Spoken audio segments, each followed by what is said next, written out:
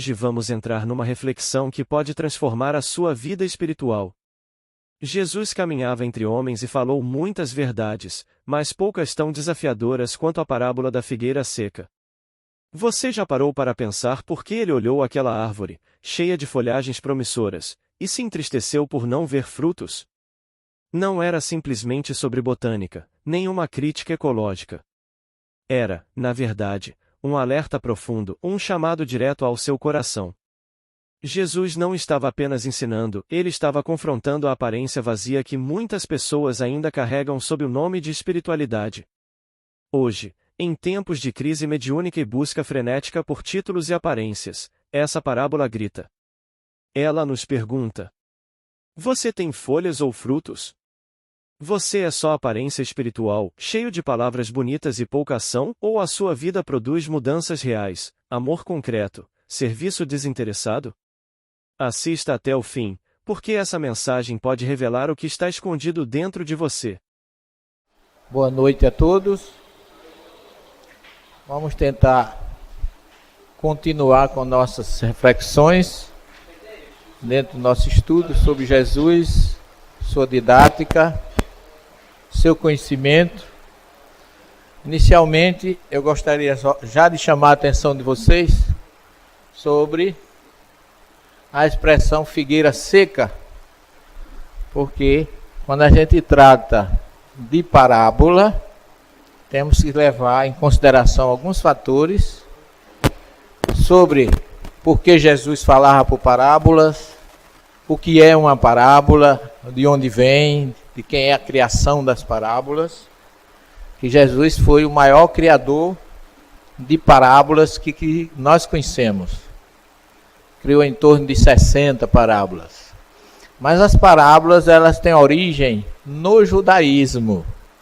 Ele não foi um inventor dessa técnica.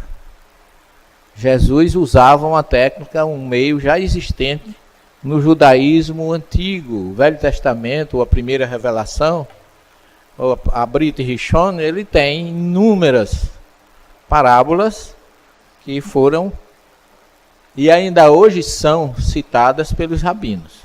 Então nós vamos tentar trazer para vocês, em continuação aí a nossa terceira jornada, os ensinos de Jesus de uma forma ou de um ponto de vista e de uma análise um pouco diferente do que vocês estão acostumados a ouvir e a ver, né? Essa frase de Jesus, como o Éden falou recentemente aqui, a verdade é que liberta. E por que Jesus usou esse termo? Eu gosto muito de trabalhar com Jesus judeu, falando para judeu, porque ele nunca falou para cristão. Não que o cristianismo não tenha a importância que tem por causa disso, mas porque Jesus pregou, segundo Mateus, para multidões que o seguiam da Galiléia, de Além-Jordão, de Decápolis, de Jerusalém, naquelas regiões da Fenícia. Não tinha, naquela época, ninguém que não fosse pessoas ligadas ao judaísmo. E ele tinha que falar de forma que o povo judeu conhecesse e entendesse o que ele queria dizer. Se nós não entrarmos nos seus ensinos com essa visão, nós vamos perder muitas essências do que Jesus queria dizer. Não podemos aportuguesar, não podemos verbalizar, não podemos trazer muitas vezes termos gregos para justificar os ensinos de Jesus, porque ele não falava grego, ele não ensinou para gregos. Infelizmente o grego foi o idioma que trouxe a mensagem de Jesus, mas ele conseguiu distorcer muita coisa. Porque Jesus falava num idioma, naquela época, no chamado hebraico mishnaico, e para as multidões mais místicas ele falava no aramaico, que era um idioma daquela época, uma espécie de idioma de origem dos arameus, que era o aramaico, daí o seu nome, mas que utilizava-se, porque o aramaico nunca teve uma gramática, nunca teve uma escrita, é tanto que a sua escrita era do hebraico e não do aramaico, ok? E quando Jesus fala de verdade, ele está falando uma palavra diferente para nós, que a gente traz a verdade no sentido do nosso. Mas a palavra verdade, ela a Guemará, que é uma obra judaica, ela diz que a verdade é o selo de Deus. E a palavra verdade em hebraico, curiosamente, ela só é formada de três consoantes. Se pronuncia Emet, que é o Aleph, que é a primeira letra, o Mem, que é a letra intermediária, e o Taf, que é a última letra. Então, do ponto de vista da Guemará, a verdade é algo completo, que é formado de começo, meio e fim. Do Aleph, do Mem e o Taf. Então, não pode existir meia verdade. Ou a verdade existe ou não existe. Ela é sempre completa. E nesse ponto a gente tem que entender porque é que Jesus fala que a gente se liberta quando a gente conhecer a verdade. Que será o momento que a gente atingiu pelo menos um todo naquilo que a gente busca. Um princípio, um meio e um fim. Daí que indiretamente, lá no Apocalipse, que João recebeu e passou em grego, quando ele fala de alfa e ômega, ele está usando uma expressão do próprio Isaías, Anirishon ve'aharon. Eu sou o princípio e sou o fim. Então ele traduz um termo judaico numa linguagem grega, porque o momento permitia aquela posição, né? Quando a gente analisa uma fotografia dessa, se eu perguntasse a vocês se isso é uma praia ou é um mar, o que é que vocês responderiam na visão de vocês? Hein? É um mar ou é um lago? Essa água é doce ou é salgada? Salgada. Por que é salgada? Essa fotografia é uma fotografia aérea, né? Vocês estão vendo aqui a asa do avião, né? E o que é que a gente precisa para saber se essa água é doce ou salgada? Hein? Experimentando. Vocês têm condições de experimentar aqui? Então tem que ter outro recurso, né? Eu vou dar uma ajudazinha a vocês. Eu vou tentar trazer uma... É um mar ou é um rio? É um rio. É uma água doce ou salgada? Estão vendo como uma palavra melhorou muito? Aí a gente cai naquela história que o Éder falava. Estudar, pessoal. Ler, pessoal. Não é? Então a gente tem mania muitas vezes de chegar a determinados conceitos sem nos aprofundarmos. Não é? Então é preciso, isso deve ser utilizado em tudo que a gente busca, em tudo que a gente estuda, sobretudo na doutrina espírita, sobretudo nos evangelhos, sobretudo na Bíblia, sobretudo na primeira, na segunda e na terceira revelação. Porque a gente precisa descer, não se lê uma obra pela capa, não é? A cultura tem que ser de pesquisas profundas, com começo, meio e fim, como o próprio Jesus manda que a gente busque a verdade. Eu vou aprofundar mais um pouquinho. Jesus era um homem que ele gostava muito de ensinar, mas porque ele tinha autoridade para isso. Porque existe no judaísmo, na Cabalá, que é uma doutrina mais mística, mais secreta, ele fala de 5 princípios fundamentais para a gente poder entender as coisas. O primeiro princípio é ouvir. Você não pode assimilar nada sem primeiro ouvir. É o primeiro princípio. O segundo é calar. Esse é o pior para as mulheres, né? As mulheres às vezes querem falar antes de ouvir, não é? Então ele fala que o primeiro é ouvir, o segundo é calar, o terceiro é assimilar. Ouvir, calar, assimilar. O quarto é praticar. Ouvir, calar, assimilar e praticar. E por último, ensinar. A gente é muito apressadinho, às vezes começa a querer ensinar as pessoas antes de qualquer coisa, sem que a pessoa tenha passado por esses crivos que são muito importantes para a gente chegar a qualquer conclusão. A gente observe que Jesus, primeiro, ela alimentou as pessoas, amparou, se identificou.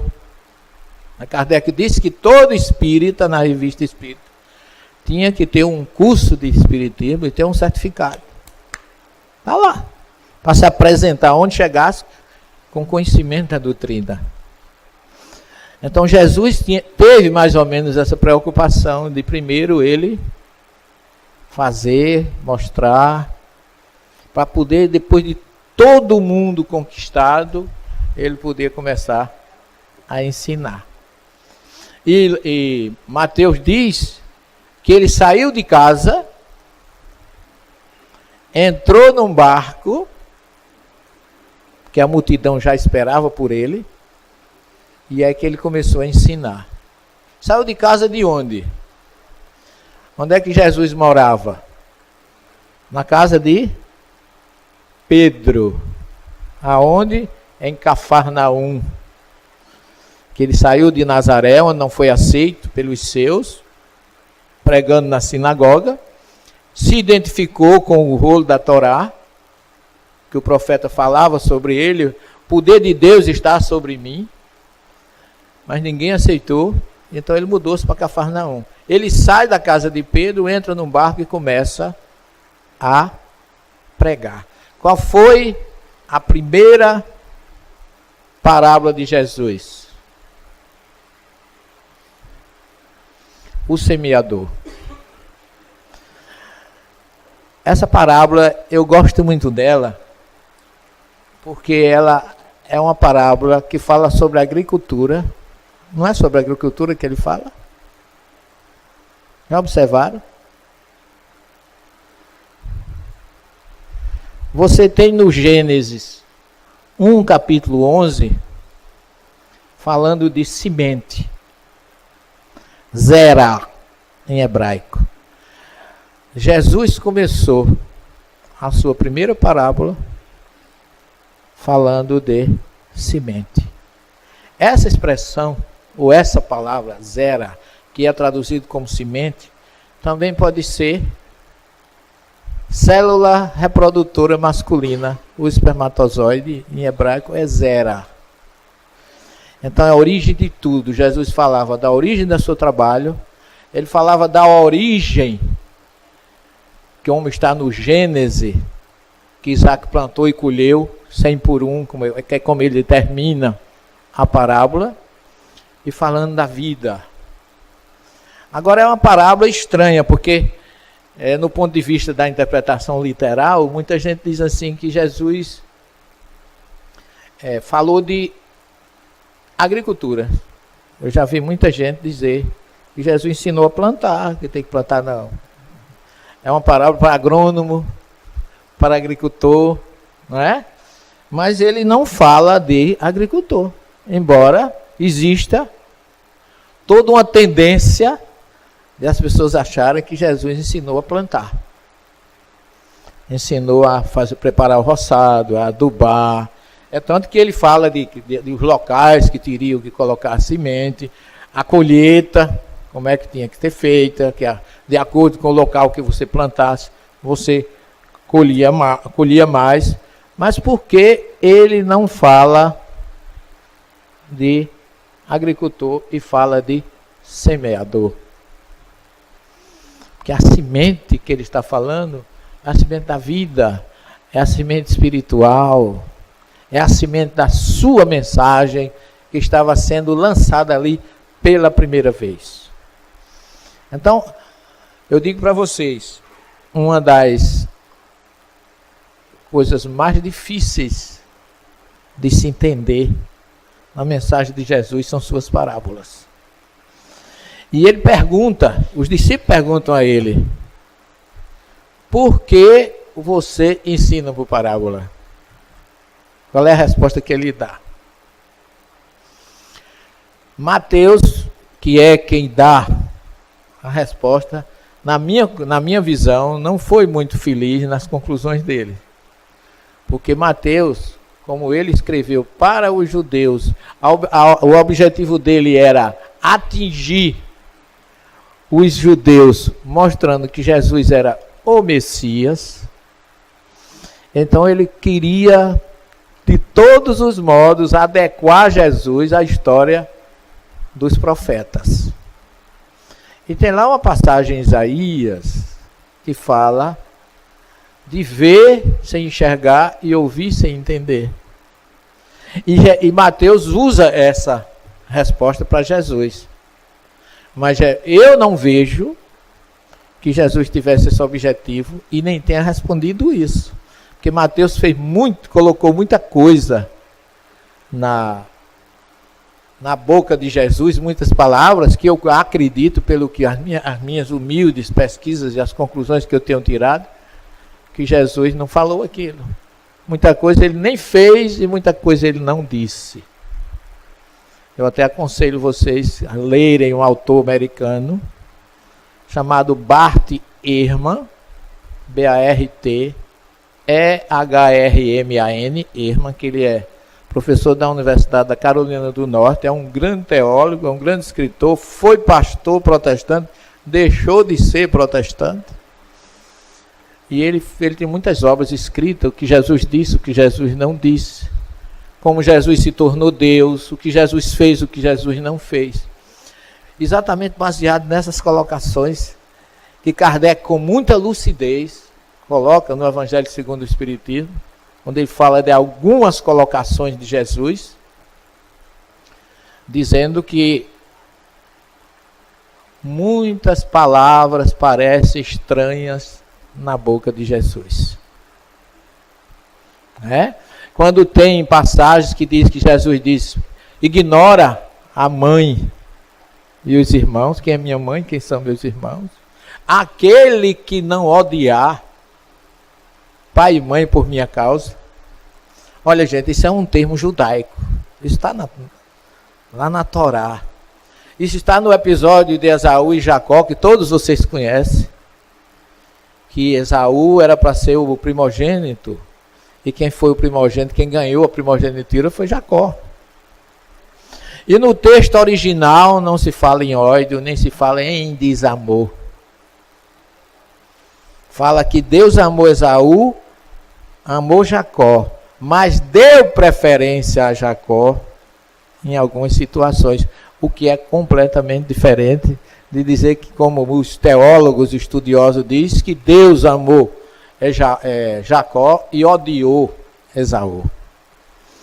Então essas colocações eu estou fazendo para que a gente seja mais racional, use mais Kardec nas nossas interpretações e nas nossas análises.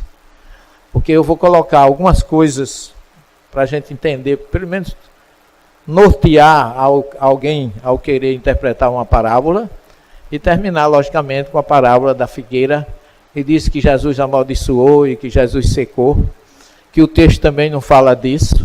Jesus não amaldiçoou figueira nenhuma, era uma parábola. Não, estou só adiantando para a gente começar a despertar, né? A Bíblia possui, ao contrário dos textos ocidentais, que a gente estuda na nossa teologia ocidental, exegese e hermenêutica. Eu acho que vocês já devem ter ouvido falar disso, né? A hermenêutica e da exegese, que são conceitos teológicos ocidentais. Só que em judaísmo não tem teologia. Teologia é conceito ocidental. Então eles já têm uma outra forma de interpretar, porque eles dizem que a Bíblia, a Torá é uma árvore, cuja as raízes estão os escritos, o caule está a interpretação, e as folhas, as sementes e os frutos estão os conceitos e o conteúdo do que está na raiz. Então, a árvore tem um conceito muito profundo no judaísmo, inclusive de reencarnação, inclusive de sacralidade. Existem as chamadas plantas sagradas no judaísmo, lá entre Jerusalém e Tel Aviv tem uma reserva chamada Neot Kedumim, que a gente quase sempre é chamado para visitar e conhece como se produz uma torá e planta-se uma árvore. Eu já tenho umas mudas plantadas lá. E aí a gente aprende a importância da árvore e a visão espiritual da árvore no judaísmo. Então, no judaísmo, eles consideram a Bíblia ou a Torá como se fosse um jardim ou pomar. Então, ela não tem hermenêutica e exegese. Primeiro, antes de você interpretar qualquer texto, o que você tem que fazer, a primeira providência é traduzir. E quem não sabe traduzir? A pergunta ali, eu já estou lendo, fazendo leitura labial agora. E quem não sabe traduzir? Né? Nós espíritas temos a felicidade de ter na nossa querida doutrina um codificador chamado Allan Kardec. Allan Kardec nunca se titulou teólogo, nunca disse que era exegeta, mas é um dos maiores intérpretes ocidentais que eu conheço da Bíblia. E esse ano ele está de parabéns, estamos todos nós, nos 150 anos da Gênesis, porque é a obra mais fantástica da doutrina em termos de evangelho, em termos de Bíblia, em termos de interpretação. Porque Kardec teve a coragem de trabalhar com primeira e segunda revelação e interpretar. Porque a Gênesis não tem psicografia, não tem mensagem dos espíritos. É o Kardec mostrando quem ele é. Então, para nós termos uma noção do que significa isso, temos a Gênesis. Leiam, agora eu faço como repito. Leiam deitado, em pé, sentado, onde vocês estiverem. Não deixem de ler, estudar, refletir, porque é uma obra que merece todo o nosso respeito. Esse ano eu estudei, revisei muito Kardec, porque Kardec começa trabalhando a Gênese, olha aí. E essa Gênese que ele coloca não é a dele, é a Gênese de Moisés. Os milagres e as predições. Então ele, como a gente costuma dizer, ele consegue bulir ou mexer com tudo que é primeira e segunda revelação. E com lógica. E eu não sei onde ele foi buscar tanto conhecimento, e sei que ele não estava só. Que o Espírito São Luís diz a ele que muitas vezes ele não sabe se é ele ou o Espírito da Verdade que fala por ele. Então, voltando aos nossos níveis de interpretação, os rabinos primeiro dizem que é como uma árvore e que, mesmo partindo da tradução, a Torá tem mais de 70 interpretações possíveis e conhecidas para quem sabe traduzir. Agora imagine para quem não sabe. Então não é uma coisa, eu não estou querendo desanimar vocês. Não, a ideia não é essa. É dar uma mexida na cabeça de vocês para vocês não acreditarem em tudo que vos disserem e tudo que vocês veem e fugir sempre do literal e partir para o racional. Então, a Bíblia sendo um pomar, a palavra pomar em hebraico chama-se pardês. E pardês, como o hebraico não tem vogal, ela sobra o P, o R, o D e o S. Então, a Bíblia, a Torá, tem 4 níveis de interpretação. O P de pardês, que é o primeiro nível. Essa palavra peshat, que em hebraico peshat é simples. O literal é aquilo que você lê. Tá certo? Essa interpretação é o sentido direto, corresponde à realidade histórica, ao significado objetivo, óbvio e comum. É o que se chama Torá escrita. É o que Moisés trouxe do Sinai. Só que essa mensagem que Moisés trouxe do Sinai é uma mensagem em código. Porque a Bíblia não, as letras do alfabeto hebraico não são apenas vocábulos, são também códigos. Aí fica difícil de você, vamos dizer assim, decodificar isso. Porque quando você lê lá, no princípio criou Deus, ou criava, que é o mais certo, as águas e a terra. É a primeira informação que tem, é o primeiro versículo do Gênesis.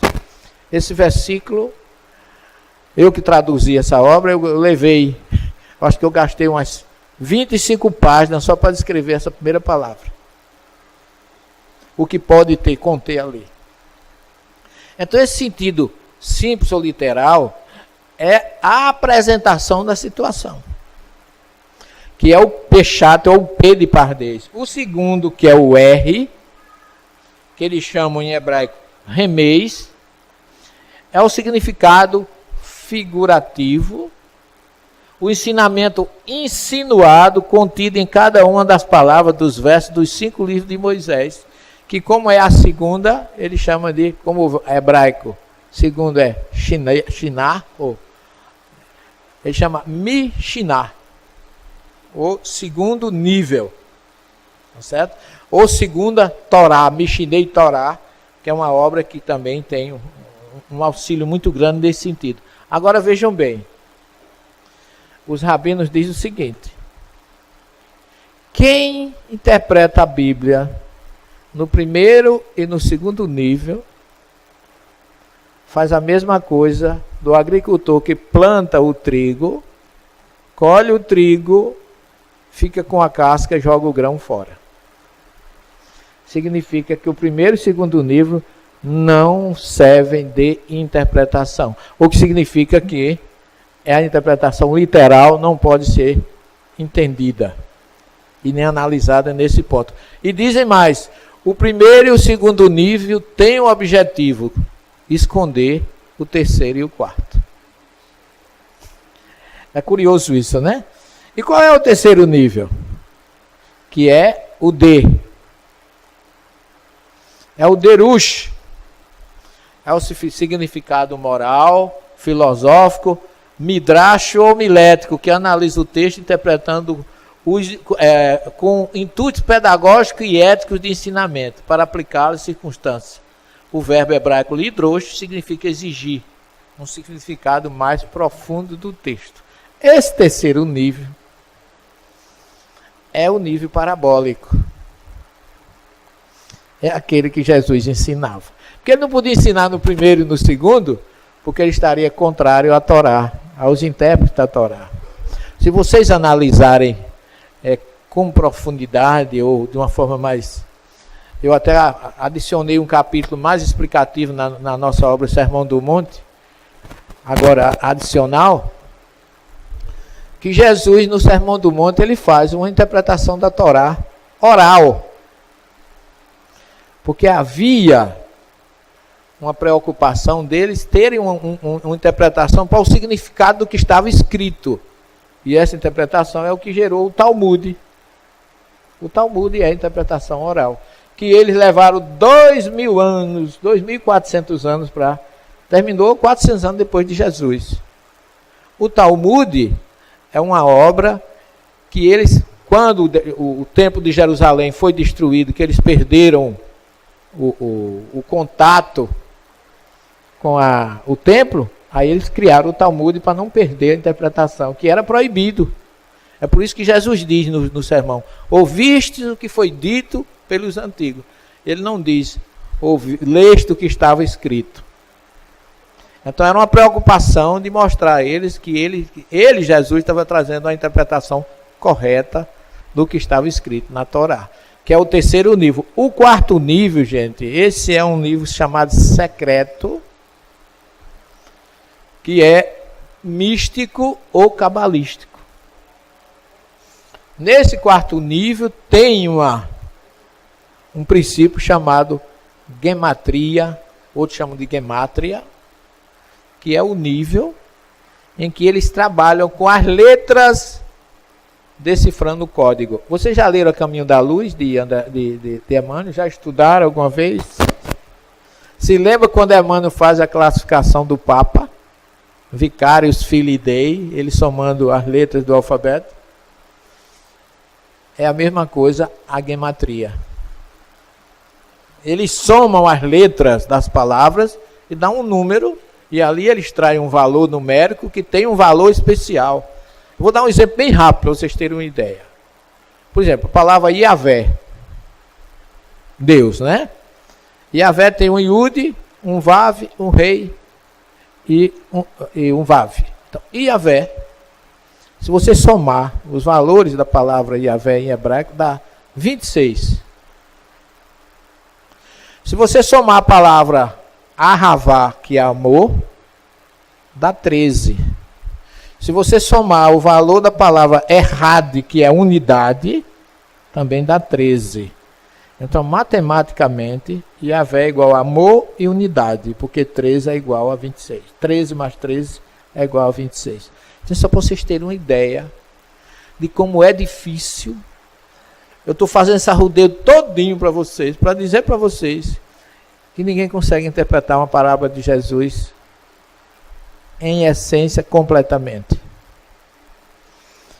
Você tem que ir se munir de vários fatores, de vários elementos, conhecer muita coisa para poder você entender, por exemplo, a parábola da figueira sem fruta ou sem fruto. A figueira é uma das plantas sagradas da Torá.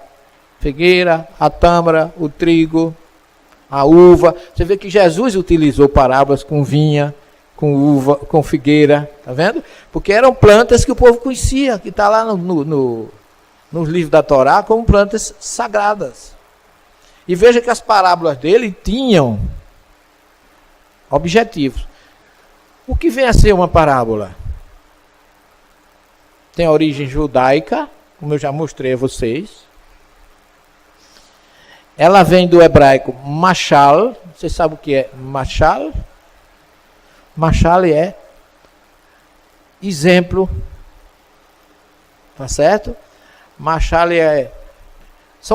por exemplo, para você ter os provérbios de Salomão, são mishalim. É o homem prudente, a mulher prudente é uma pérola, é comparada a uma pérola. Todos os provérbios são pequenas, vamos dizer assim, pequenos exemplos ou mini parábolas. Cada provérbio daquele é como se fosse uma pequena parábola. E existe um verbo hebraico chamado leagid, que é narrar, que também se chama parábola de Agadá, que é uma narrativa, que é o substantivo, que o grego chama de parabole, ou parábola, que é pôr ao lado de, comparar. Então, no judaísmo, tem uma clássica parábola que todos vocês já devem ter ouvido, de Natã, o profeta Natã, que foi suscitado por Deus para repreender Davi. Mas quem era Natã perto do rei Davi? Ninguém, não tinha autoridade nenhuma. Então Natã criou uma parábola. Porque o que Davi fez? Davi estava passeando no jardim do seu palácio, quando viu uma mulher muito bonita, tomando banho, numa casa distante. Ele ficou apaixonado por aquela mulher e mandou chamá-la. E aquela mulher era a esposa do seu general, o comandante do seu exército, que estava lutando lá para as bandas da Jordânia, lá para as montanhas de Gileade. E ele, como rei, tinha autoridade, deitou com aquela mulher, e como dizia Boris Kazoy, o diabo ajuda a fazer, mas não ajuda a esconder. A mulher engravidou. Ela engravidou e mandou dizer ao rei: rei, meu senhor, eu estou grávida, e agora? Marido na guerra. Aí ele manda chamar o seu exército de Urias, manda todos se acamparem de frente do palácio e disse: você vai dormir em casa. Disse para o general: você vai dormir em casa. Que era para esconder a carrumbamba que ele tinha acabado de fazer. E aí, ele vendo todo o exército de frente do palácio, sem nenhum soldado dele foi para casa, ele disse: eu não tenho direito de ir para casa também, já que o meu exército está todo aqui, eu não vou. E não foi. E quando Davi viu que ele não tinha conseguido o seu intento, recomendou que ele fosse para a frente de batalha. E lá ele foi abatido, lá onde hoje é a capital da Jordânia, Amã, lá tem uma cidadela que diz que foi ali que Urias foi sacrificado, né? Mas aí a coisa não podia ficar impune. Deus chama Natan, que era um médium inteligente, que vai a ele e cria uma... Eu vim aqui, rei meu senhor, porque eu vim lhe contar uma história.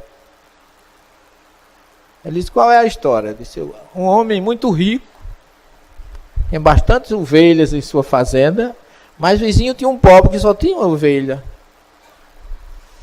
Ele deu um banquete, pegou a ovelha do pobre, matou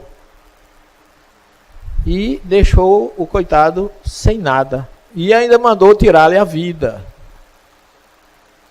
E aí Davi disse: quem é esse malvado que eu quero tomar providência? Ele disse: rei meu senhor, quem fez isso foi o senhor, que tirou a vida de Urias e tomou a única coisa que ele tinha, o senhor que é rei de tudo, tomou a sua esposa. Então, essa parábola é clássica, está lá narrada no livro dos Reis. Então a parábola é uma história que tem um objetivo, que tem um fundo moral, tem um fundo espiritual, e que Jesus, conhecendo todos esses princípios, criou muitas parábolas. E o que é necessário para a gente entender uma parábola? Conhecimento da história política e social, costumes da época de Jesus para nós hoje, não é? Conhecimento da tradição judaica, religiosa e familiar da época. Conhecimento dos níveis de interpretação da Bíblia, aqueles que eu mostrei para vocês, para saber os detalhes, e ainda ter um nível intelectual e espiritual elevado por parte de quem a interpreta. Como eu não tenho nada disso, eu já me coloco na condição de que a gente vai trazer pontuações para vocês, cheio de boas intenções e do conhecimento limitado que eu tenho, de tentar trazer para nós a importância dessa parábola. O que é isso aqui, você sabe? Um iceberg. Eu comparo uma parábola a um iceberg. Que a gente lê o texto, né, na sua estrutura, a gente conhece isso aqui, pela leitura. E o que está submerso, quando vamos entender? Vamos levar algumas encarnações para tal. Concordo? Mas a gente tem... É só ter paciência, né? Gastar uma roupinha física aí, um dia a gente chega lá. Não é? Com a graça de Deus, a gente chega lá. Isso tanto serve para uma parábola, como serve para a Bíblia, como serve para o livro dos Espíritos. Né? Porque tem muita gente que diz: já li 2 vezes. Eu digo: leia mais 2, depois vem falar comigo. Já li as 4, agora começa a estudar. Que leu, você já leu. Né? Porque eu nunca reli, eu nunca reestudei o livro dos Espíritos para não descobrir que eu não sabia nada até ali. Você vai encontrando. E a parábola também é assim. Não é? Por isso que a gente tem que ter muito cuidado. O ensino da parábola é transcendente. Ela vai de gerações a gerações. Está sempre atual. Você nunca vence o ensino de uma parábola. Você tem uma parábola de Jesus que a gente conhece, que ela é muito, que eu considero muito rica em detalhes, que é a parábola do bom samaritano, que eu gosto muito, que toda parábola tem um ensinamento inesgotável. Como é que Jesus diz, quando ele começa quando ele é testado por um doutor da lei. Quem era o doutor da lei? O homem que conhecia a Torá e veio fazer um teste com Jesus. Não é? Quem pergunta, Senhor, o que é que eu tenho que fazer para ganhar a vida eterna? E Jesus, como bom judeu que era, porque Jesus...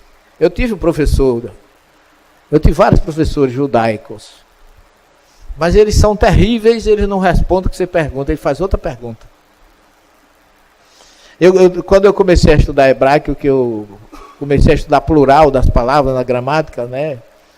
Que mão, por exemplo, yad, é yadim, que é a palavra masculina, em hebraico, mão é masculina. É por isso que às vezes as pessoas trocam. Yad é mão, beit é casa. Então você diz mãos, yadim, beitim, casas. E aí eu vou estudar os nomes de Deus, aí tem lá El e Elohim. Eu digo, então, deve existir deuses, e eu vou perguntar ao meu mestre, né, professor, dentro dessa ótica dos plurais, por que é que casa a gente diz Beitim, mão a gente diz Yadim, e Elohim, El Elohim, então são deuses? Ele olhou para mim e disse assim, você é monoteísta ou politeísta? Matou-me com a pergunta, porque se eu vou entender, se eu fiz a pergunta pensando em justificar que existia deuses, eu não sou monoteísta. Aí eu me calei, selei a minha porinha e mudei de assunto, né? Então é a mesma coisa que Jesus faz. O que é que está escrito na Torá? Porque se ele tivesse respondido, né? Jesus podia ter dito o que era, mas ele não disse. Se você está perguntando, me diga o que é que está escrito na Torá. Aí ele diz, ama de Deus de todo o teu coração, de toda a tua alma, é o teu próximo como a ti mesmo. E ele diz assim, respondestes bem, faze isto e viverás. Quer dizer, ele ainda não estava vivendo, embora estivesse vivo, conversando com Jesus. Na sequência ele pergunta assim, quem é meu próximo? Por que ele perguntou quem era meu próximo? Porque a palavra próximo em hebraico, dentro dos radicais, tem 3 letras. O reis, o ain e o nun. E essas 3 letras, esses 3 radicais, podem significar próximo, pastor e mal. Porque é escrito da mesma forma, as 3 palavras. Os 3 significados escrevem da mesma maneira. Então, com a pergunta dele, quem é meu próximo, foi uma pergunta mais gramatical do que propriamente de dizer que não ajudava, porque não sabia quem era. E Jesus entendeu a perspicácia dele, que contou a parábola. Mas ele começa dizendo assim, um homem descia de Jerusalém a Jericó. Por que ele pergunta, por que é que ele disse que um homem descia e não um homem subia? Porque Jesus não podia ter dito, um homem subia de Jericó para Jerusalém. E por que ele não disse isso? Porque em hebraico, na liturgia e na espiritualidade hebraica, subir e descer tem significados completamente diferentes. Quando você vai subindo para o templo, é um ritual. Aliar. Quem lê os Salmos, vê lá, não sei se vocês já leram lá, Salmo da subida, já viram isso? Alguém já leu o Salmo? Tem escrito Salmo da subida. Salmo da subida. São salmos que são lidos quando se ia subindo para o templo. Porque aquilo tem um ritual. Por isso que ele disse, o templo de Deus ficava em Jerusalém. Jericó ficava 400 metros abaixo. O homem estava se afastando de Deus para Jericó. Estava abandonando o templo, estava descendo. Porque se ele fosse subindo para Deus, nada lhe aconteceria. Então são detalhes, gente, que a gente só descobre na prática. Quando a gente vai analisar o que Jesus realmente queria dizer em determinadas situações. Qual é o objetivo das parábolas? Mostrar o caminho para Deus. E analisar o comportamento humano. Jesus analisou muito o comportamento humano com suas parábolas. E trazer o ensinamento sempre positivo. Ok? Sempre as parábolas trazem um ensinamento positivo. Fala de comportamento humano, fala da história dos trabalhadores da vinha, faz os trabalhadores da última hora, que é onde está muita coisa do comportamento humano, muita psicologia. Porque nos trabalhadores da última hora, houve um contrato para quem começou a trabalhar, e que o último que só trabalhou a última hora recebeu a mesma coisa. E o que é que acontece no trabalho se o cara trabalha só 10 dias e recebe o mesmo salário que você? Na empresa, o que é que a gente vai pensar, o que é que a gente vai dizer? Ô gente, porque aquele trabalhou 10 dias e ganhou a mesma coisa que eu trabalhei 30. Não é? Então isso significa que é o nosso comportamento. Nós gostamos de nos sentir injustiçados quando não somos beneficiados igual os outros são. É esse o grande ensinamento que Jesus traz nessa parábola. Uma parábola contém ensinamento que envolve família. Vocês conhecem alguma de família? Situações da vida cotidiana, elementos geográficos da natureza, a parábola do semeador é uma, não é? A descida de Jerusalém a Jericó é outra. Estou falando de uma geografia. Costumes vigentes entre os ouvintes. Naquela época os trabalhadores ficavam nas praças. Então ninguém estranhava que alguém fosse buscar alguém de manhã para trabalhar na vinha, como se faz hoje com os cortadores de cana. Lá em João Pessoa mesmo, lá junto da caixa d'água, tem uns encanadores que queriam um encanador, pegava o carro e ia buscar lá. O cara ficava o dia todinho com a caixinha lá esperando. É que eu me lembrava dessa parábola. Tradição religiosa envolve também psicologia, moral religiosa. Todos esses são elementos e, sobretudo, o ensinamento espiritual.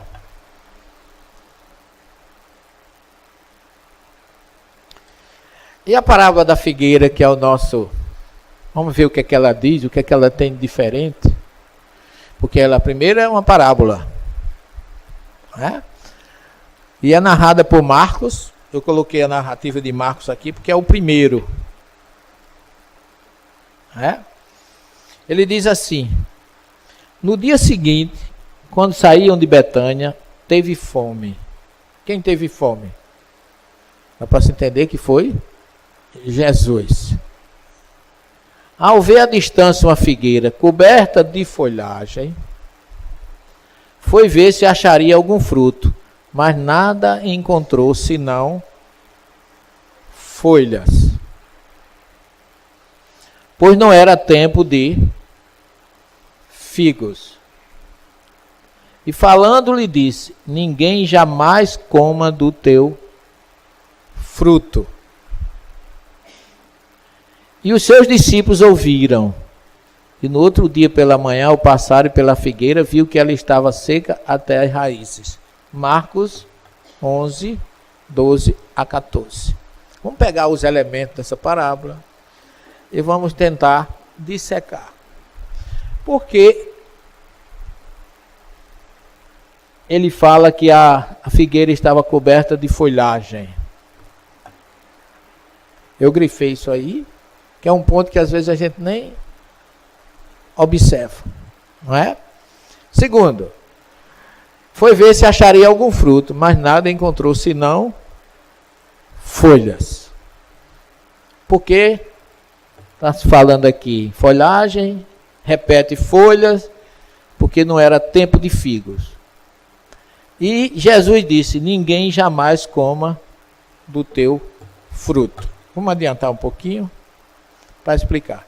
Mateus fala nessa mesma parábola no capítulo 21, 18 a 22, e Lucas no 13, 6 a 9. Jerusalém, a grande Jerusalém, a cidade de Davi, a cidade aonde Jesus ia sempre pregar no templo, ensinar durante as festas. Só que Jesus não tinha condições financeiras. E aí tinha época em que estava frio. Determinadas festas, Jerusalém é a cidade que fica a 800 metros acima do nível do mar. É uma cidade fria. Então, se às vezes à noite Jesus não tinha dinheiro para dormir em Jerusalém, ele não conseguia dormir em Jerusalém. Então ele poderia, ele tinha duas opções. Se tivesse muito frio, ele descia, atravessava aqui o Vale do Cedron, subia para o Monte das Oliveiras, que fica na frente, e ia para uma gruta, onde ele passava a noite. Ali foi que ele ensinou aos discípulos o Pai Nosso. Numa gruta, sem luminosidade, sem luxo, sem cama. Porque as grutas, elas são misteriosas. Elas, de dia, se está quente fora, ela é fria dentro. Mas se está frio fora, ela é aquecida internamente.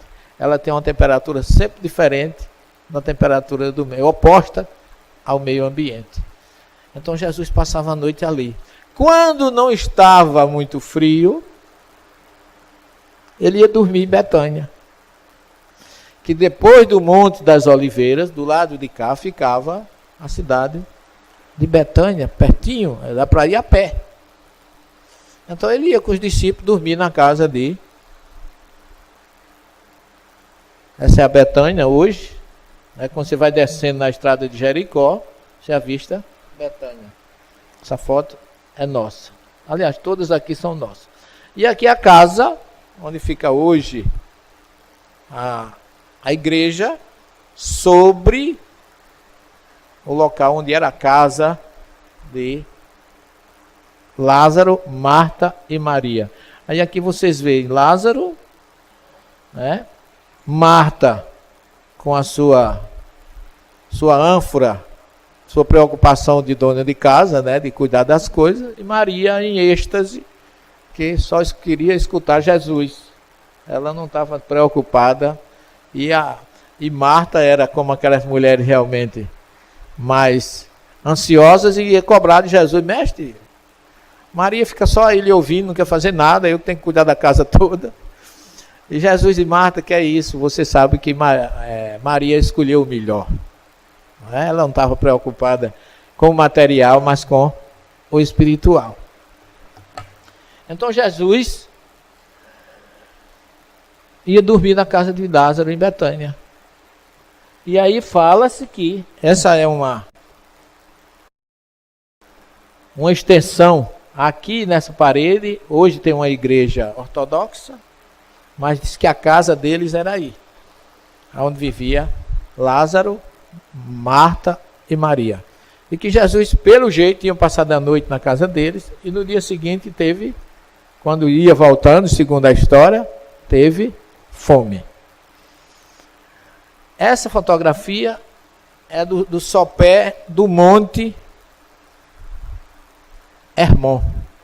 Aqui é onde fica hoje as ruínas de Cesareia de Filipe. Eu tirei essas fotos para mostrar a vocês. Eu estive agora no mês de abril, primavera, época das figueiras estarem florando, porque o fruto só vai sair lá para julho, agosto. Mas agora é a época de floração da figueira.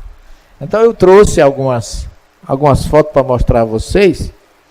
Isso aqui é a nascente do Jordão, água límpida que vai formar o mar da Galileia. E tudo isso aqui é figueira. Você tenta aquele cheiro de doce, daquele gosto do figo maduro nas folhas da figueira. E tem alguns detalhes que a gente tem que levar em consideração. Observe essa figueira. Ela está começando a aparecer folhas. Concordam? Isso aqui, o que é? Ó, essas coisinhas miúdas. Olha aqui e aqui. Vocês sabem o que é isso? Frutos, gente. Frutos. Eu estou mostrando isso para a gente entender a narrativa da parábola. Vou mostrar mais alguma. Olha aqui, ó. Estão vendo? Fruto, fruto, fruto, fruto, fruto, fruto. Depois do fruto vem o quê? Um brotinho de folha. O que aparece primeiro na figueira é o fruto. Concordam? Muito bem, vamos adiantar um pouquinho. Olha aqui, ó. Essa aqui tem fruto. Os frutos já estão bem mais desenvolvidos. E o que é que elas têm mais desenvolvidas? Folhas. Ok? O segredo desta parábola está exatamente aí. Para você entender. Até onde vai a minha... Eu fui ter que estudar um pouquinho da agricultura da figueira.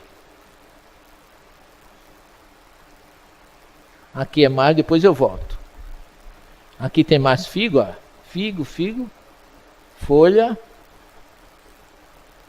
Olha isso aqui, já praticamente maduro, estão vendo? O que é que a parábola diz? Vamos voltar à história da parábola? O que é que ela diz?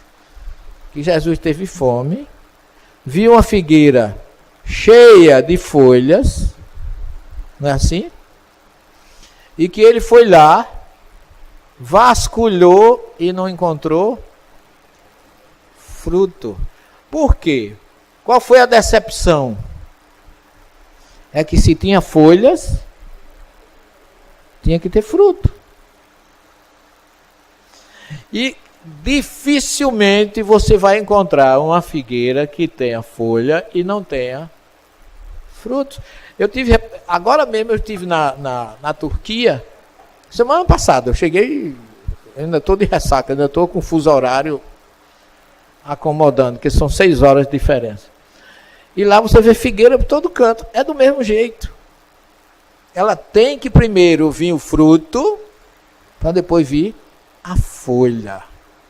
O que é que Jesus encontra? O que é que ele encontra? Desculpa. Folha sem ter frutos. E qual é a dedução que a gente encontra aí? É como se Jesus tivesse se decepcionado, não ter encontrado frutos numa figueira. Vamos trazer isso para nós? Vamos trazer isso para nós? Vamos, mas depois que a gente falar um pouquinho do convite de Jesus. Aqui nós temos Jesus convidando os primeiros discípulos que se tem notícia. Quem foi? Simão e André, que eram pescadores. Mas o que é que Jesus diz no convite deles? Diz a história que ele vinha caminhando pelo margem do mar da Galileia e viu 2 pescadores, 2 homens pescando, Simão e André, e os convidou para vir para o grupo dele. Como está em Mateus 14. Estando Jesus a caminhar junto ao mar da Galileia, viu 2 irmãos, Simão chamado Pedro e seu irmão André, que lançavam a rede ao mar, pois eram pescadores. E o que é que Jesus diz? Vinde após mim, e eu vos farei pescadores de homem. Vocês já viram essa expressão no evangelho de vocês? Ou já viram outras? Quem lê sempre o evangelho. O que é que tem encontrado? O que é que Jesus diz para eles? É vinde após mim ou tem outro chamado? Já leu, Ed, lembra?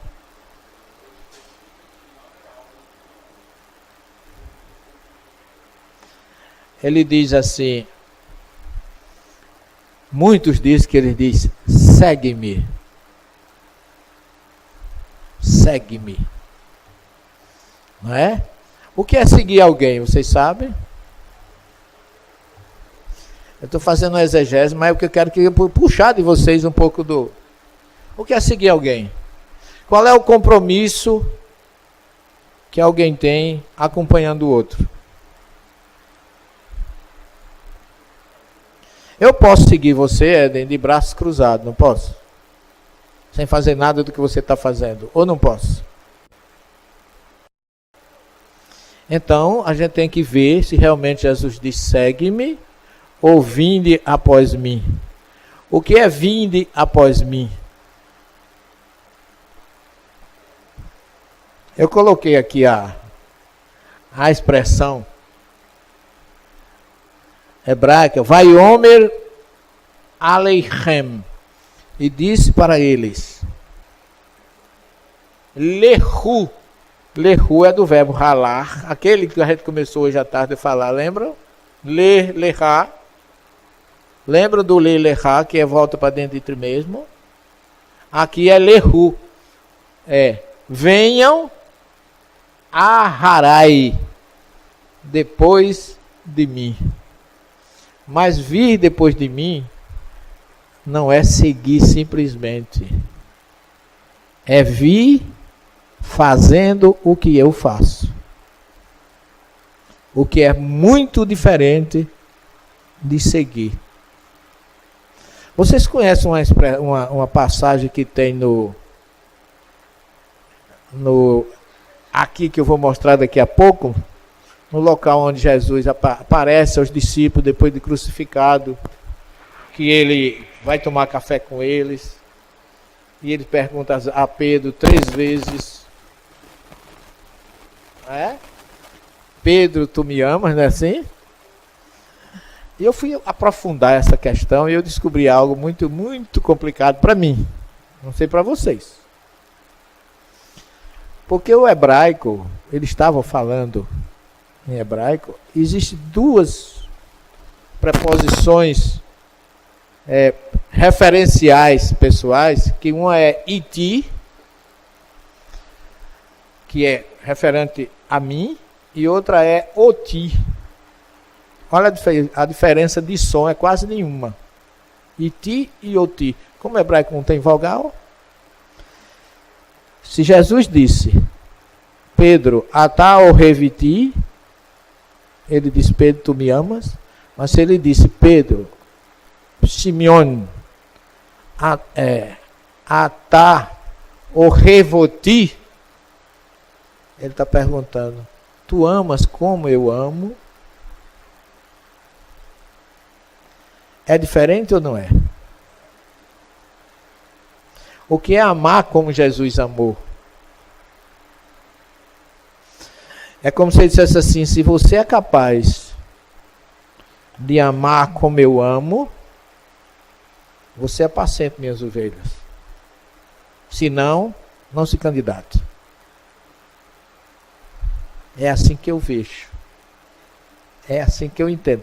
Pode ser algo que venha mudar muito os nossos conceitos. Porque Jesus não ia fazer um simples convite de venha, me acompanhe sem fazer nada.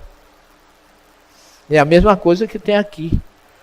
Você tem que me acompanhar, mas fazendo o que eu vou fazer, aprendendo comigo aquilo que eu vou praticar.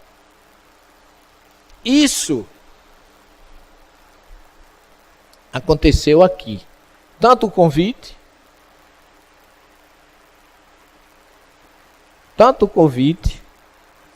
como o diálogo que a gente acabou de falar. Isso aqui é o Mar da Galileia, na época era bem mais para cá, já era bem mais cheio, hoje ele está mais seco por causa das irrigações e tudo, mas é um lago muito grande, você não consegue filmar ele de uma vez só, né? Isso aqui é o local onde Jesus foi visto caminhando sobre as águas, onde ele escolheu os discípulos. Aqui, olha, você voltando, na época de Jesus, era esse local aqui que os barcos saíam.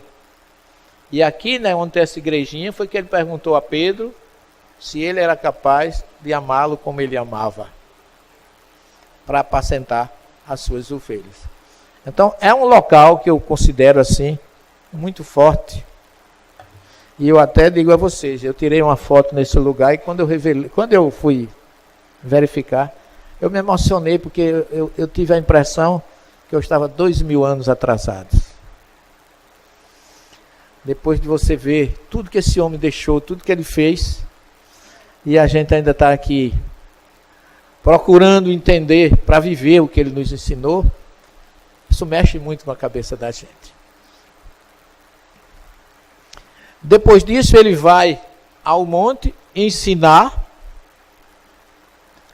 e a gente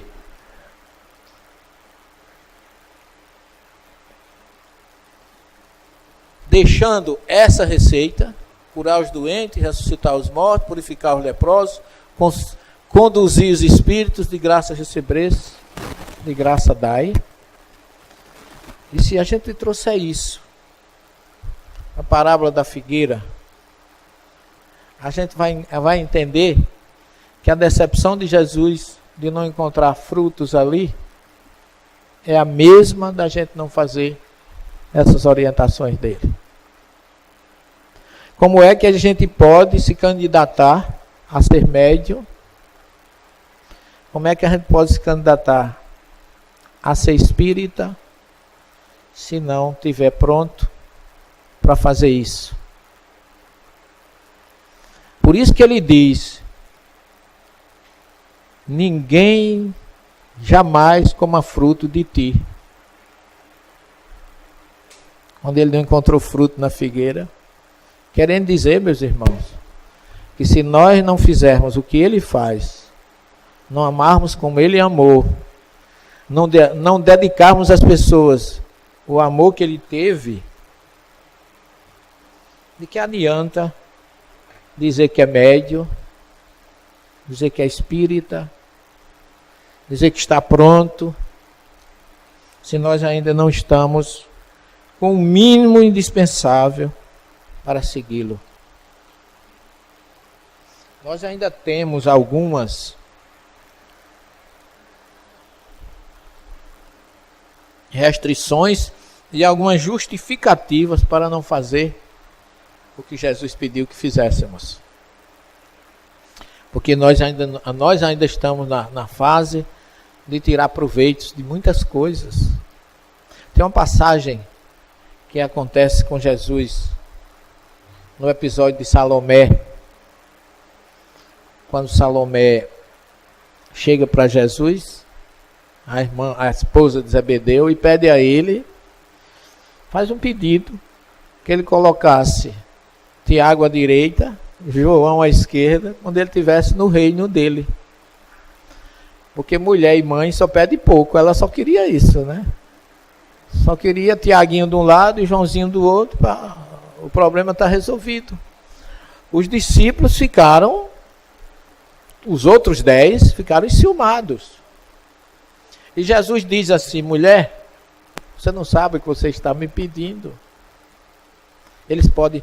Será que eles estão preparados para beber o cálice que eu vou beber? E aí eles dizem: estamos. Os discípulos respondem: estamos. Vocês podem até estar preparados para beber o cálice que eu vou beber. Agora, quanto a sentar à minha direita e à minha esquerda, não cabe a mim decidir, só meu Pai que está nos céus. Mas quando Salomé vai embora, eu fico pensando Jesus na cabeça dele. O que é que se passou naquele momento, né? Ele vendo aquela disputa, como fosse um privilégio político no meio deles, que houvesse uma predileção, porque a mãe de duas pessoas vieram pedir aquele privilégio e que ele fosse dar. Mas Jesus era muito paciente, era realmente uma luz em todas as situações. E ele, na sua capacidade de liderança, ele sentou os meninos e disse: vem cá, senta aqui, vamos conversar. Vocês estão acostumados a ver os reis e os conquistadores conseguirem as coisas subjugando, impondo a força. mas conosco é diferente. Aí ele diz assim: o Filho do Homem não veio para ser servido, mas para servir. E entre vocês, quem quiser ser o maior, seja o servidor de todos. Então essa é a grande receita para nós com relação à parábola da figueira seca.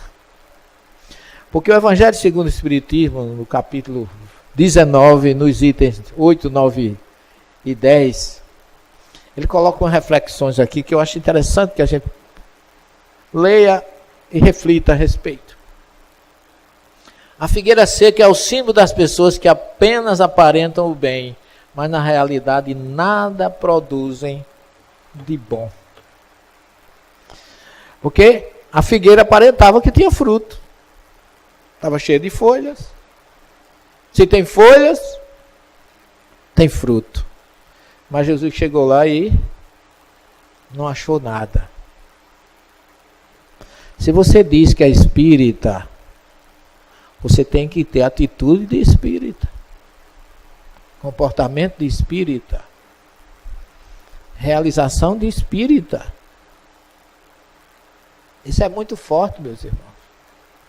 Eu digo a vocês, eu tenho muito medo de ser espírita. Tenho porque o que eu estou dizendo aqui, lá fora, eu tenho que ser fiel ao que eu estou dizendo. E se eu não o sou, eu estou sendo, como Jesus dizia, não sejam como os prushim, que eram os fariseus, porque eles são hanef. Hanef é falso. É a pessoa que diz uma coisa e faz outra. É terrível. Aí eu vejo aqui o Espírito dizendo assim, ó: oradores que possuem mais brilho do que solidez, dotados do verniz das palavras, de maneira que estas agradam aos ouvidos, mas quando as analisamos, nada revela de substancial para o coração, e quando as acabamos de ouvir, perguntamos que proveito tivemos. Eu tenho medo de ser espírita, eu tenho medo de falar aqui na frente. Vocês pensam que eu gosto? Não gosto não. Eu não tenho medo de enfrentar a banca de examinador e de tese científica, nenhum medo. Mas de falar aqui eu tenho, meus irmãos. Eu falo de coração para vocês. Porque nós somos provados, testificados todos os momentos. Eu tenho medo de eu não ser o que eu pretendo e tenho vontade de ser. De aparentar uma coisa e ser outra. Eu rezo todos os dias e peço a Deus e a espiritualidade, se for para escandalizar a nossa doutrina, que eu vá logo para o outro lado fazer um balanço do que eu já fiz e volte com outra estrutura. Para que isso não seja motivo de denegrir a nossa doutrina, que ela é cristalina pura. Eu tenho trabalhado para que a gente traga um cristianismo nos moldes do cristianismo primitivo. Que era um cristianismo de amor, de dedicação. Um cristianismo de Estevão, de Paulo, dos discípulos, de Felipe, que era aquele entusiasta por Jesus. Aonde ele chegava, ele fazia questão de divulgar que Jesus era o Messias, que estava com ele, que os outros precisavam ver quem era Jesus. Eu tenho essa preocupação. Eu já passei por testes, que às vezes eu gosto de narrar, porque eu passei... Como é que se diz? Porque eu consegui segurar. Consegui segurar para não passar por esse tipo de crivo. É também o símbolo de todas as pessoas que podem ser úteis e não são. De todas as utopias, de todo o sistema vazio, de todas as doutrinas sem base sólida. O que falta na maioria das vezes é a verdadeira fé, a fé realmente fecunda, a fé que remove as fibras do coração com uma palavra, a fé que transporta montanhas. São árvores frondosas, mas sem fruto. E é por isso que Jesus as condena à esterilidade. Pois dia virá em que ficarão secas até a raiz. Isso quer dizer que todos os sistemas, todas as doutrinas que não produzam nenhum bem para a humanidade serão reduzidas a nada. E que todos os homens voluntariamente inúteis, que não se utilizam de recursos do que estavam dotadas serão tratados como a figueira seca. Eu não gosto muito de falar de mim, mas eu passei uma experiência que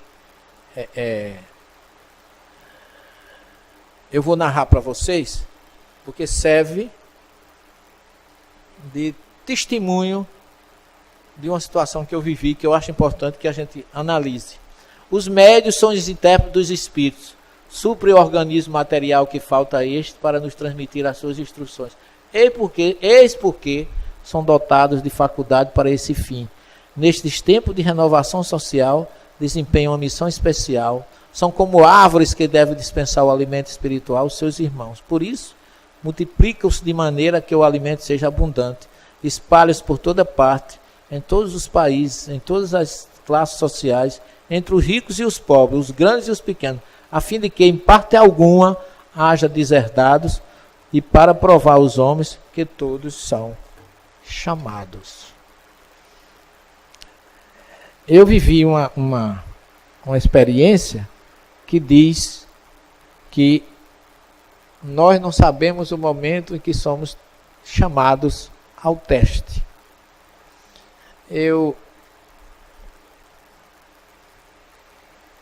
Vocês sabem que eu sou um profissional da área de saúde, trabalho com cirurgia, faço cirurgias no meu consultório, mas eu sou um professor também. Então eu tenho horários a cumprir. E eu levei o meu carro para uma revisão numa concessionária lá em João Pessoa. E levei numa sexta-feira para pegar às 5 da tarde, que eu ia precisar do carro no final de semana e para dar aula na segunda-feira. E quando foi às 5h30, eu saí do consultório com muita já meio atrasado. Peguei o carro, o documento, o papelzinho lá que a moça me deu e levei e apresentei na concessionária para pegar o meu carro de volta. Quando eu entreguei o papel, tocou a sirene da concessionária dizendo que tinha encerrado o expediente. Passou logo na minha cabeça. Eu vou ficar o final de semana sem carro. Para dar aula na segunda-feira, o pobre só tem um carro. E sem ele fica à mercê da dificuldade. Aí eu entreguei o papel à moça e disse: minha filha, por favor, me traga esse carro aí que eu estou precisando. Ela olhou para mim e disse: o senhor não está ouvindo? Acabou de tocar. Aí eu apelei para...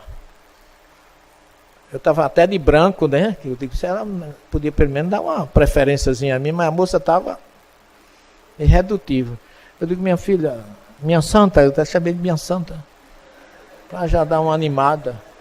Por gentileza, faça esse favor, traga o meu carro. Ela olhou para mim assim, ela até um negocinho parecido com isso assim. Aí eu disse: sinto muito, mas não posso fazer nada pelo senhor. Aí eu ainda apelei uma terceira vez, eu digo: mas minha linda... Ela não era tão bonita, mas eu disse: mas minha linda, faça um favor, quebre esse meu galho para eu não ficar sem carro no final de semana. Ela disse: eu sinto muito, mas é a minha última palavra. O sistema já desligou. Aí vem aquela coisa que começa a arrepiar do calcanhar e vai subindo, né? Aí quando chegou aqui, que era para... Aí eu me lembrei da água de Chico, mas não tinha água. Aí eu fechei a boca e comecei mentalmente olhando para ela, rezando um Pai Nosso. Ela não estava ouvindo, era eu. Pai nosso que estás no céu, santificado seja o vosso nome. Quando eu estava terminando a primeira parte, eu ouvi uma voz atrás: professor Celestino. Eu digo: é doutor Bezerra. Eu pensei, né? Que veio me acudir. Mas não era. Era um homem que eu nunca vi na minha vida. Disse: o senhor aqui, posso ajudar em alguma coisa? Era o gerente da concessionária. Eu acho que foi o meu Pai Nosso de suplício, né? Aí ele disse: o que o senhor deseja aqui? Eu digo: não, eu deixei meu carro aqui para revisão, mas já estou sabendo que eu não posso levar. Eu fico cara de tristeza, né? Aí ele disse assim: não, o senhor vai levar, do mesmo, não tem problema não, o senhor vai levar. Por que não leva? Aí eu ainda endossei, mas não, a sua funcionária disse que não tem mais jeito, que já desligou o sistema. Aí eu disse assim, aí ela disse, seu fulano, já desligou o sistema, não tem mais jeito. Disse, não, ele leva com sistema ou sem sistema. Aí eu não quis também, né, abusar, porque eu podia dizer, tá vendo, mas não disse nada, né? Eu não disse nada, fiquei na minha, quietinho. Aí continuei, aí ele olhou para mim, aí vem agora a lição maior. O meu medo aumentou daí, né? Porque ele olhou para mim e disse assim, o senhor está me conhecendo? Eu digo, não. Disse, eu conheço o senhor. Eu já assisti muita palestra na Federação Espírita. O senhor diz coisas lindas. Aí o pão nosso de cada dia nos dá hoje. Porque eu comecei a pensar, se aquele homem chegasse e eu tivesse descompondo a funcionária dele. Foi doutor Bezerra, foi. Eu acho que foi. Porque é esse que eu digo para vocês, o medo de estar aqui. De eu não ser coerente com o que eu digo. Porque às vezes lá fora a gente tem outro comportamento. Põe a mão nos quartos, como dizia minha mãe, e diz assim, você pensa que está falando com quem, né? Quer dizer que isso é a pior das observações, porque se realmente você fosse importante, o funcionário conhecia, é ou não é? Então não precisa se apelar para esse tipo de coisa. Então eu tenho esse medo e acho que a parábola da figueira seca, Jesus quer dizer conosco isso, que você não pode ter uma aparência que você não é. Você não pode ter folhas sem ter frutos. E que os frutos têm que vir antes, para depois vir a folha, que é realmente o verdadeiro significado dessa parábola, está exatamente nas folhas. E se não tem folhas, ninguém vai comer frutos de nós, é o que Jesus disse, que ninguém coma fruto de ti. Até que você tenha folhas com frutos. Ok? Deixa eu ver aqui o que é que...